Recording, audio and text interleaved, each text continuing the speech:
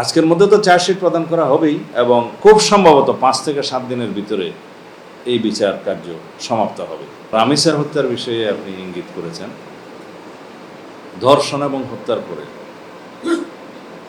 আসামিকে 7 ঘন্টার ভিতরে গ্রেফতার করতে আমরা সক্ষম হয়েছি।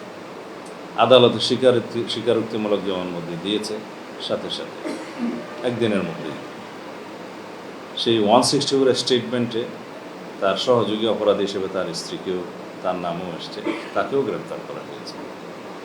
আমরা খুব দ্রুততার সাথে আদালতের অনুমতি নিয়ে ডিএনএ টেস্ট করিয়েছি। সেই টেস্ট 3 দিনের সময় লাগে, 3 দিনের মধ্যে সেটা সমাপ্ত হয়েছে। রিপোর্ট কালকে বিকেলে জমা হয়েছে। পোস্টমর্টম রিপোর্টটা আমরা হাতে পেয়েছি ইতোমধ্যেই। এগুলো সব একসাথে করে কম্পাইল করে চার্জশিট প্রণয়নের কাজটা কালকে রাতের মধ্যে সমাপ্ত হয়েছে। আজকে দিনে আদালতে সেটা সুপর্দ করা হবে, হয়তো ইতিমধ্যে হয়ে গেছে। এবং আদালত এর মধ্যে ছুটিতে যাবে, আপনারা অনেকে জানেন। কিন্তু এই বিশেষ আদালতটা ছুটি মাননীয় চিফ জাস্টিস বাতিল করার চিন্তা করছেন। এখনও হয়েছে কিনা আমি জানি না, এটা আইন মন্ত্রণালয় ডিল করছে।